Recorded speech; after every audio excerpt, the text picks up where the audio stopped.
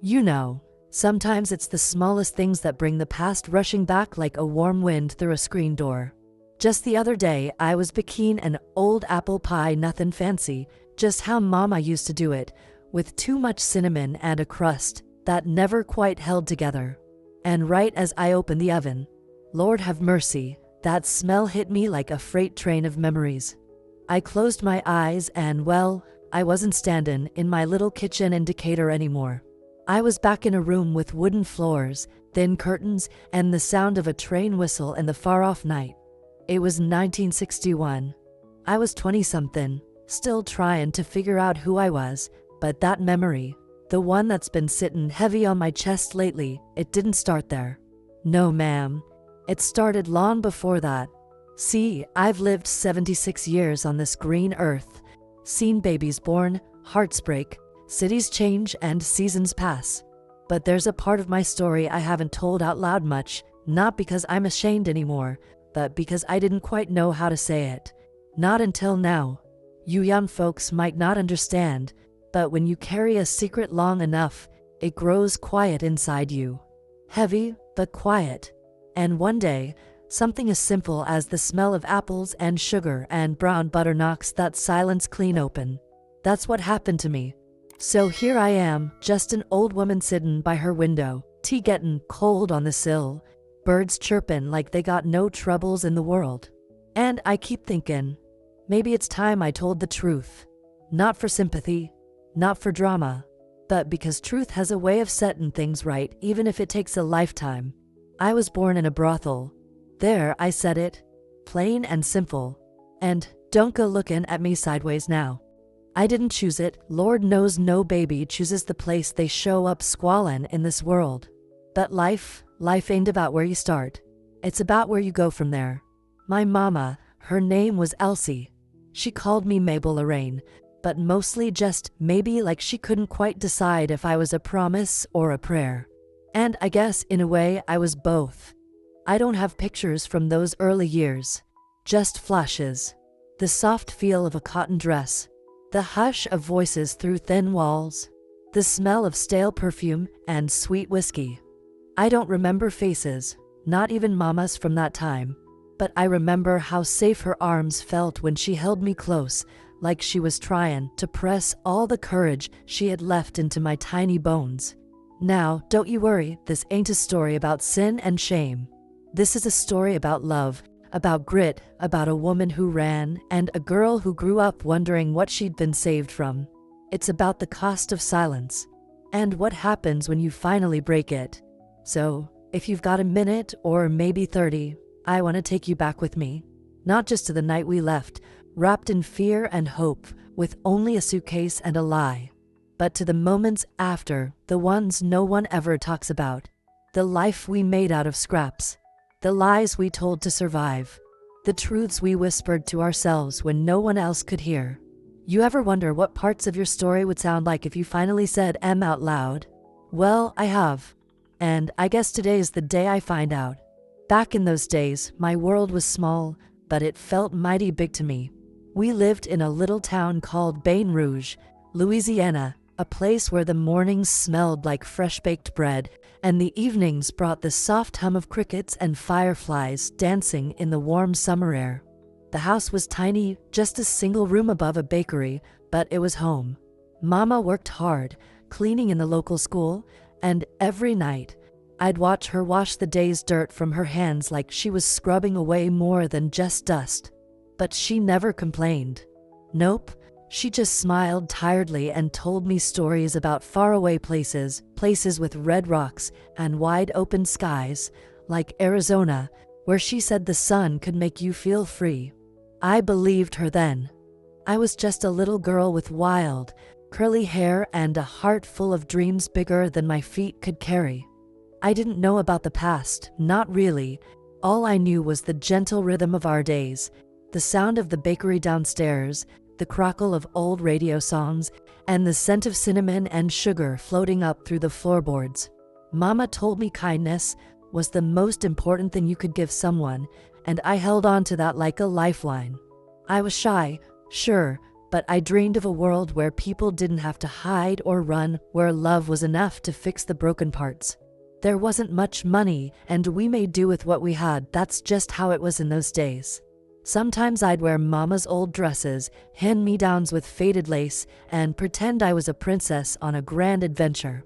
Other times, I'd sit on the steps outside our door and watch the neighbors pass by, waving hello like they'd known me forever.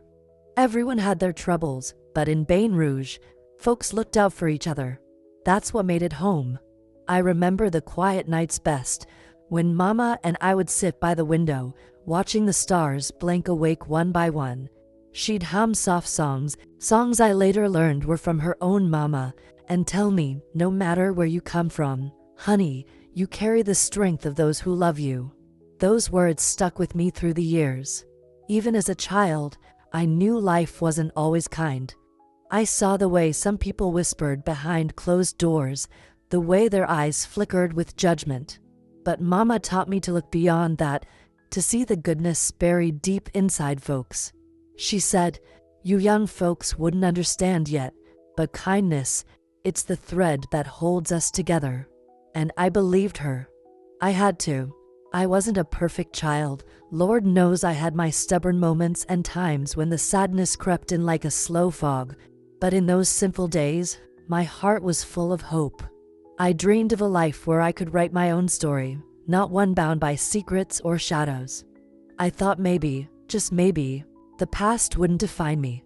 That little room above the bakery, the scent of fresh bread, the warm hands of my mama, that was the world I knew. And though the truth waited in the shadows, I clung to the light. I believed that kindness could heal, that people could change, and that love, no matter how quiet or hidden, was the most powerful thing of all. So that's where it started. Not with where I was born, but with the place that held my heart, where I first learned to dream. And as I sit here now with years behind me and stories still unfolding, I hold on to those days, simple, sweet, and full of that gentle hope that carried me through. Now, I'll tell you, life has a funny way of sneaking up on you when you least expect it. One minute, you're just going along, minding your own business, and the next, well, something comes along and turns your whole world upside down.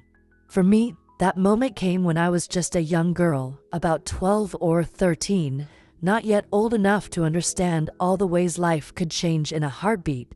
But I remember it clear as day, as if the whole world slowed down just for me.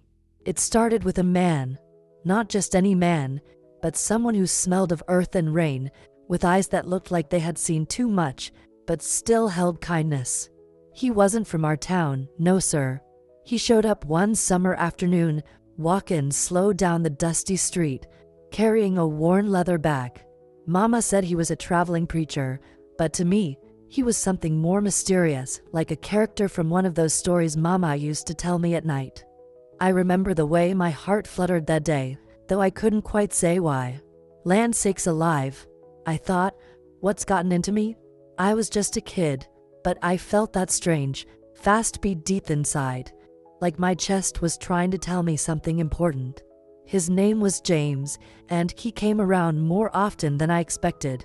He'd sit on the porch steps and tell tales about faraway places, about mountains that kissed the sky and rivers that ran clear as glass. Mama liked him, said he had a heart of gold, bless his soul. But for me, he was like a secret melody, sweet, surprising, and a little bit scary.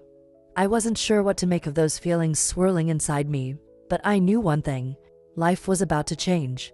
That summer, James brought letters from a school up north, one where I might go someday if I wanted to learn more than just what our little town could teach me. I held those letters in my hands like treasures. I'd never imagined leaving Bain Rouge, but suddenly, it felt like a door had cracked open, and maybe, just maybe, there was a bigger world waiting for me. I remember one evening, sitting on the back porch with Mama, the cicadas humming their twilight song. James had just left, and I could still smell the faint scent of his cologne lingering in the air. I said to Mama, "Do you think I could really go? Far away?" She smiled, tired but proud, and said, "You always had a mind for more, maybe. You deserve to see the world. That night, as I lay in bed, I couldn't stop thinking about the future, the possibilities, the dreams I'd never dared to say out loud. My heart raced, like it was trying to keep up with a dream too big for my small body. I didn't know then what the road ahead would bring, but I knew one thing for sure. Something inside me had shifted, and I wasn't the same girl I'd been before. Looking back now, I realized James was more than just a passing stranger. He was the spark, the unexpected gift that lit a fire inside me. He showed me there was more beyond the walls of that little room above the bakery, more beyond the whispers and secrets I'd grown up with. And even though the path wasn't easy, that summer taught me to believe in new beginnings. So, if you ever find yourself standing at a crossroad, heart pounding in your chest, wondering if you should take the chance, remember that sometimes the most unexpected people, the ones you don't see coming, can change everything. And when they do, you just hold on tight and follow that wild, beautiful feeling wherever it leads you. Because that's how life starts, with a moment you never saw coming, a heartbeat that tells you, this is different, this is real. And for me, that moment was the beginning of everything. Well, now life has a way of throwing curveballs just when you think you're getting the hang of things. After that summer with James and all those dreams of faraway places, things started to get complicated. It's like the calm before a storm, you know? You feel it coming, but there's nothing you can do but wait and hope you'll make it through. And Lord have mercy, did I learn about storms that year. You see, folks around Bain Rouge had their own ideas about what a girl like me should be, where I should be, and who I should listen to. When word started to spread, whispers mostly about my family's past, I could feel the weight of those stares like heavy bricks sitting on my chest. We didn't have a pot to pee in, Mama used to say, but it wasn't just the money that made life hard. It was the way people looked at us like we were carrying some kind of mark that no one wanted to touch. I'll tell you what, I didn't understand it all then, but I sure felt it deep down. The shame, the fear, that knot in my stomach when I walked down Main Street and folks averted their eyes. Mama tried to shield me as best she could. She was a fierce woman, bless her soul, but even she couldn't protect me from everything. I remember one day coming home from school. A group of kids started Logan and Callan names I won't repeat. I wanted to run and hide, but something inside me held me still. I clenched my fists, my heart pounding, and for the first time, I felt a surge of anger, not at those kids, but at the whole world that made me feel less than. I didn't have the words to say it then, but that anger stayed with me like a quiet fire. At night, when the house was dark and the world was asleep, I'd lie awake thinking about all the ways I wished things were different.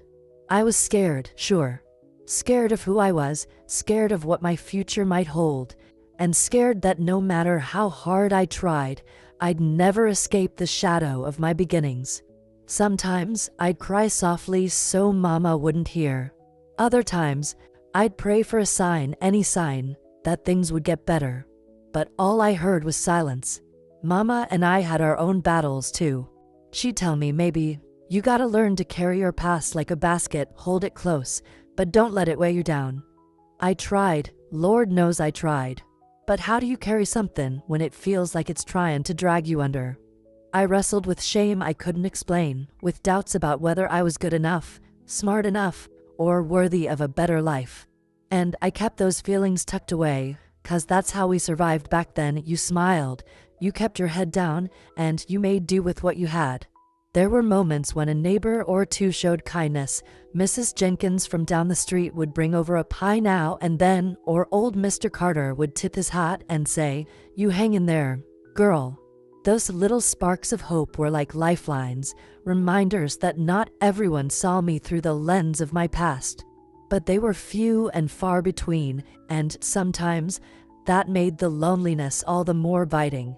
The hardest part was figuring out who I was supposed to be. Was I just the girl with a secret? The girl everyone pitied or whispered about? Or could I be something more? I didn't have answers, just a heart full of questions. And that's where the real struggle began, between the world outside that judged me and the voice inside that said, "You're worth more than this." So I stood at a crossroads, afraid to move forward, afraid to stay still. I wanted to run from my past, but I didn't know if I could outrun it. Mama held my hand through some of it, but even her strength had limits. Sometimes I was all alone with those fears, wrestling with a storm that no one else could see. Looking back now, I see those days weren't just about hardship. They were about learning to carry sorrow and hope all at once, about finding courage in the quiet moments, and about realizing that even when life gets messy and complicated, you can still find a way to hold on to yourself. That's the truth I want you to know. Life ain't always fair, and sometimes it's downright cruel. But in those dark moments, there's a flicker of light if you're willing to look for it. And sometimes, that flicker is all you need to keep going. I remember that day like it was yesterday, though it's been many years now. The kind of day where time seems to stop, where the world around you fades into a quiet blur, and all that's left is the sound of your own heart pounding in your ears. I was sitting by the kitchen window, the sun pouring in through the lace curtains, and I had just come home from work at the school. Mama was in the next room, humming softly as she mended a worn-out dress. Everything looked ordinary, peaceful even. But that peace was a lie, a fragile shell waiting to break. It was a letter, one of those old, folded-up things with jagged edges and handwriting that trembled like it was carrying a secret too heavy to hold. Mama handed it to me with a quiet look in her eyes, one I'd never seen before, a mix of fear and something like shame. I unfolded the paper slowly, my hands shaking just a bit, and read the words that would change everything I thought I knew about my life. The letter was from a man, my father, a man I'd never met, whose name had been whispered like a ghost in our family, never fully spoken aloud. The letter said he was sorry. Sorry for not being there. Sorry for the pain his absence caused. He said he'd made mistakes, terrible mistakes, but he hoped one day I could find it in my heart to forgive him. I sat there, frozen, the room spinning around me. It felt like the clock on the wall had stopped ticking. The air grew heavy, and tears welled up in my eyes before I could stop them. I'd carried so many stories about who I was, about where I came from, but this was a truth I wasn't ready to face. I realized then that I had been holding onto a story written by someone else, a story filled with silence, secrets, and unanswered questions. The woman who raised me had protected me, yes, but she'd also carried her own burdens alone, shielding me from the full weight of our past. And now, here I was, standing at the edge of everything I thought was certain, forced to confront a part of myself that had been hidden in the shadows. I felt broken, like the pieces of my heart were scattered across the floor, impossible to pick up and put back together again. I cried for the child I once was, for the mother I loved, for the father I never knew, and for the woman I didn't yet understand. I grieved the loss of innocence, the loss of trust, and the loss of the life I thought I had. But amidst that pain, something else stirred, a quiet resolve, a flicker of strength I didn't know I had. Because life, as Mama always said, isn't about where you start, but where you choose to go next. And I knew, in that moment of heartbreak and confusion, that I had a choice. I could let this break me, or I could let it change me. I chose to change. That day marked a turning point, the moment when I stopped running from my past and started owning my story. I began to understand that forgiveness wasn't about forgetting or excusing, but about freeing myself from the chains of pain. I began to see Mama not just as the woman who had raised me, but as a fellow traveler carrying scars of her own. And I began to believe that even in the darkest moments, there was light to be found. So yes, that letter broke my heart. It shook the very foundation of who I thought I was. But it also set me free. Because sometimes, the hardest truths are the ones that teach us how to be whole again. And if you're listening, I want you to remember this. Your story may have moments of heartbreak, moments that make you feel lost and alone. But those moments don't define you. You define you. And every day, you have the power to turn the page and write something new. After that storm passed, everything felt different, quieter, emptier somehow. I remember sitting on the porch swing one evening, the sky painted in soft pinks and purples, but inside, I felt like I was wrapped in a deep, cold silence. It was like the whole world had gone still, and all that was left was the ache of what had been lost. You know, sometimes when life shakes you to your core, the hardest part ain't the noise of the storm, but the silence that follows. That heavy, endless quiet where you start to wonder if things will ever feel right again. For a long time, I just drifted through those days, trying to make sense of the pieces scattered at my feet. Mama was gone by then. She passed a few years before, and with her went the last of the familiar comfort I had. The house felt emptier without her soft humming in the kitchen, without her steady hands fixing the holes in my world. I'd walk through the rooms, touch the worn furniture, and remember the warmth that once filled the air. But the warmth was gone. All that was left was a hollow ache that settled deep in my bones. I wasn't the same girl anymore. Not by a long shot. The innocence and hope that had carried me through childhood were bruised and battered. I'd seen too much, felt too much, to believe in easy answers. My faith in people, in the goodness of the world, wavered like a candle flickering in the wind. I found myself asking questions I couldn't answer. Was I worthy of love? Could I trust again? Was there a place in this big, messy world for someone like me? Some days, I'd sit by the window, watching the world go by, and wonder if I'd ever feel whole again. The loneliness was a heavy companion, and I learned how to wear it like an old coat, familiar but uncomfortable. It wasn't just being alone that ached, but the feeling that maybe, just maybe, I didn't quite belong. I missed the simplicity of those early days, the dreams Mama whispered into my ear, the belief that kindness could fix anything. But life, as it does, kept on moving. And so did I, slowly, painfully, step by step. I found small ways to fill the silence, tending to my garden, reading old books, writing letters I never sent. I reached out to my daughters, trying to build bridges over the gaps that years of secrets and silence had carved between us. It wasn't easy. Sometimes it still isn't. But I learned that healing isn't a straight line. It's more like walking through a thick forest. Sometimes you stumble, sometimes you find a clear path, and sometimes you just have to sit down and catch your breath. Through all that quiet, one thing became clear: I was stronger than I thought. Not because I stopped feeling the pain, but because I kept going despite it. I learned that acceptance didn't mean forgetting or giving up, but making peace with the parts of me that carried scars. That was the new kind of courage, the courage to live with the past, without letting it define my future. So, what was left after the storm? A quieter heart, maybe a little wiser, and a soul still searching. Searching for meaning, for a light in the dark, for a way to hold on to hope when the world seemed so uncertain.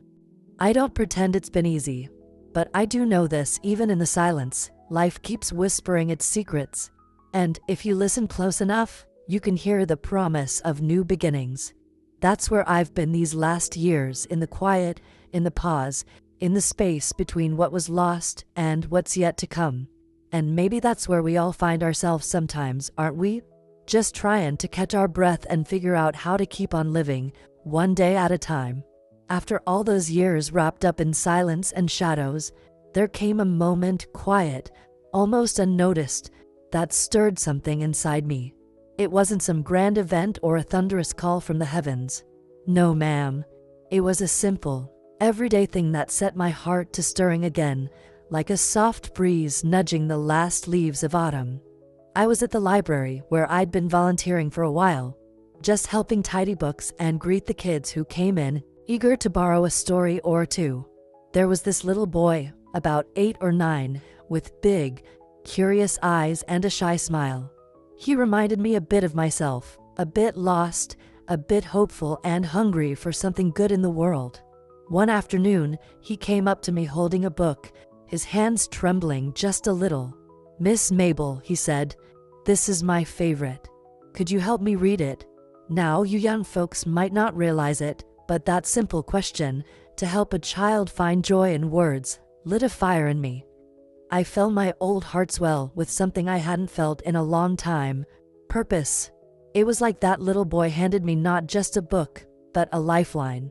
And I took it with all the gratitude in the world. That moment, small as it was, made me realize that maybe, just maybe, there was still a place for me to make a difference. All those years carrying the weight of my past, the shame and the silence, started to feel lighter.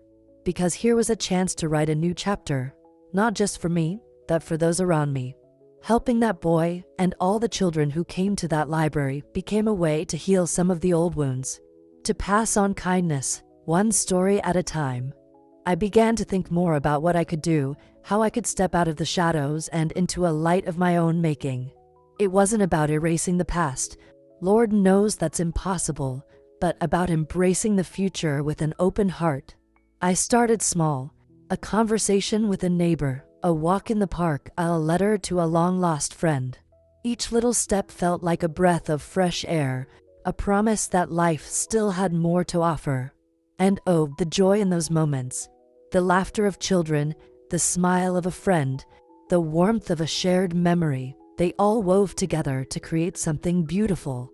I found myself dreaming again, not just of escape or running, but of building, of belonging. It was a cautious hope, sure, like the first crocus pushing through the last snow, but it was hope all the same. I want you to know that hope doesn't always come in fireworks and fanfare. Sometimes it's quiet and steady, a gentle hand reaching out in the dark, a whispered promise that no matter how hard life gets, there's always a chance to begin anew. And if you hold on to that, if you let it grow, it can carry you through the toughest storms. So that's the story I want to share with you now. That even when the world feels heavy, when the past seems like a chain around your heart, there's still room for light. There's still room for healing. And there's always room for love. Because life, well, life is full of second chances if you're willing to take them. And sometimes, that's all we need to find our way back home. I want to tell you about a day, one of those days that doesn't shout, but whispers, soft and steady, and changes everything inside you. It wasn't marked by thunder or tears, though there were plenty of those before. No, this day was different. It was the day I finally made a choice.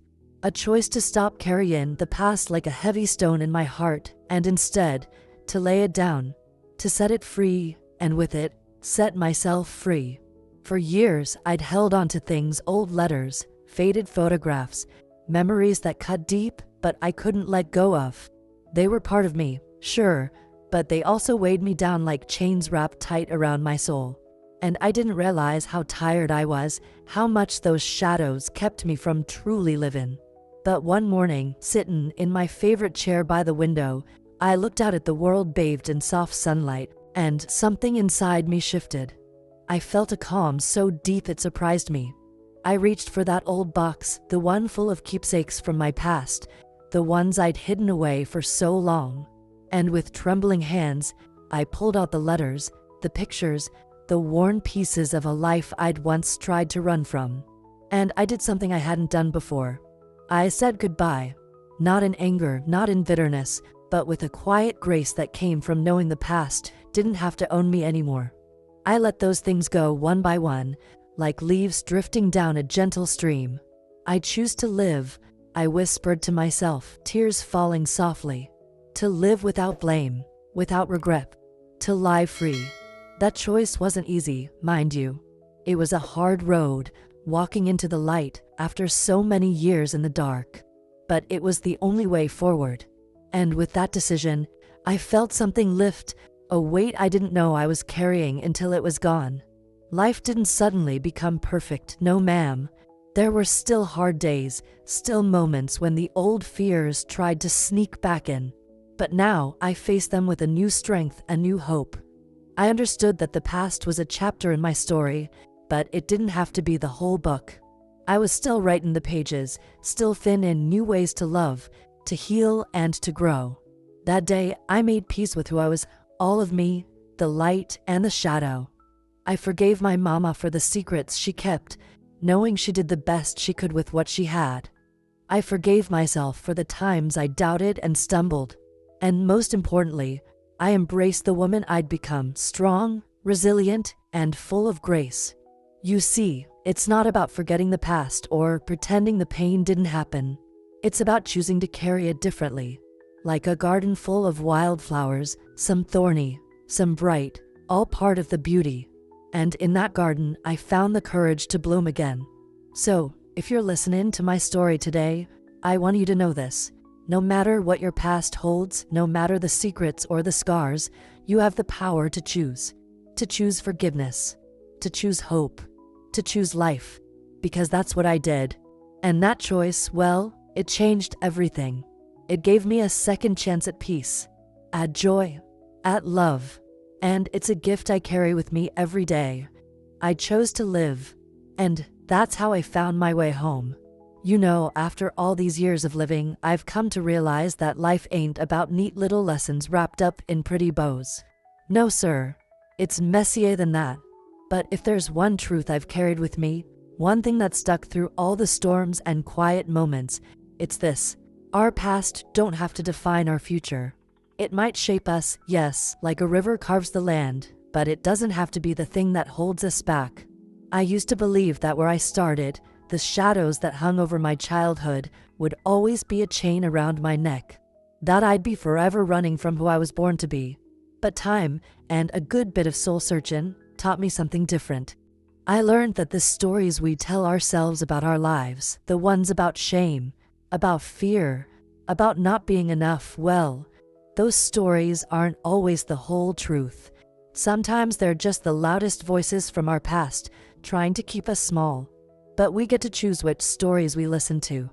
I've seen how kindness can bloom in the toughest soil, how love can grow in places you least expect. I've learned that forgiveness, not just for others, but for yourself, is one of the strongest things there is. Because when you hold on to anger or regret, it only weighs you down. But when you let go, even just a little, you make room for healing. Maybe the hardest part is realizing that you don't have to wait for the perfect moment to start living. You don't have to wait for all the pieces to be perfect or for the world to understand you. You just have to take that first step, shaky, uncertain, maybe even scared, and trust that the road will reveal itself as you go.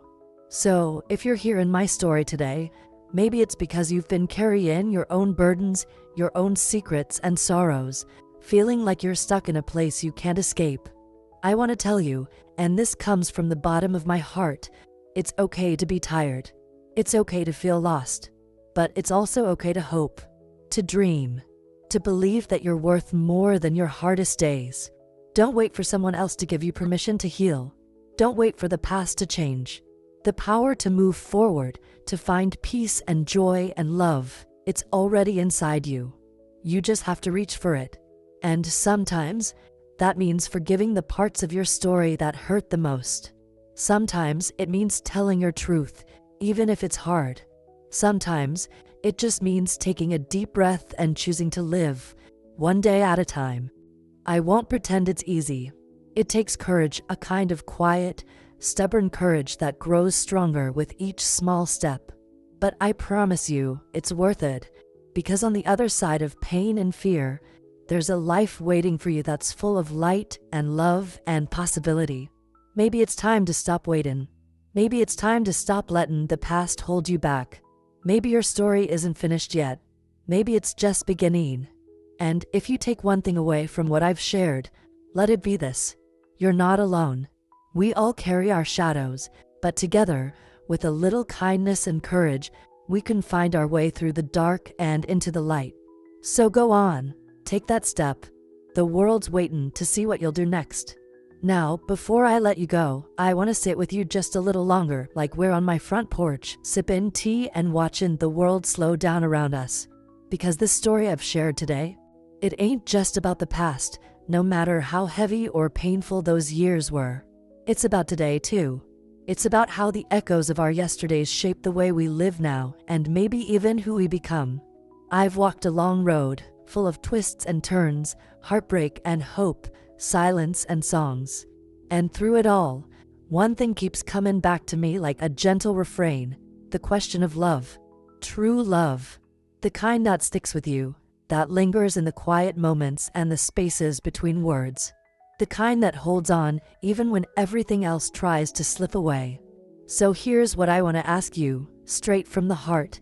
Do you believe that true love should always find its way back? That no matter how far it wanders or how lost it seems, it remembers where it belongs? Sometimes, when the night is still and the world feels wide and wild, I find myself wondering if maybe, just maybe, love is that stubborn. It's a question I carry with me, one that doesn't have a simple answer. And maybe that's the point. Life is full of those unanswered questions, those gentle mysteries that keep us searching and hoping. Maybe it's okay not to know. Maybe the beauty is in the wonder itself. I want you to think about your own story. The moments that made you who you are, the loves you've held close, the losses that shaped you. What parts of your past do you carry with you? What parts have you had to let go? And what dreams are still whispering softly in your heart, waiting for their turn to bloom? This isn't just my story. It's a piece of all our stories. It's about finding light in the darkest places, about the courage it takes to face our truths, and about the hope that keeps us moving forward. It's about the strength in being gentle with ourselves and with each other. As I close my eyes at the end of each day, I sometimes imagine a world where love doesn't forget, where every heart finds its way back home, no matter how far it's wandered. And in those quiet moments, I like to believe that maybe, just maybe, it does. So, dear friend, what do you think? Does love always find its way back? Or is it something we have to choose, again and again, with open hands and open hearts? I'd love to hear what's stirring in your soul. Because in the end, that's what keeps us connected, the stories we share, the questions we ask, and the love we hold on to no matter what. Thank you for sitting with me today, for listening to a life lived with all its beautiful messiness and quiet miracles. I hope you carry a little of this story with you in your heart, in your dreams, in the way you love and live. And sometimes, when the wind is just right and the stars are winking above, I swear I can feel it too, that love, stubborn and true, remembering. And maybe, just maybe, so does your heart.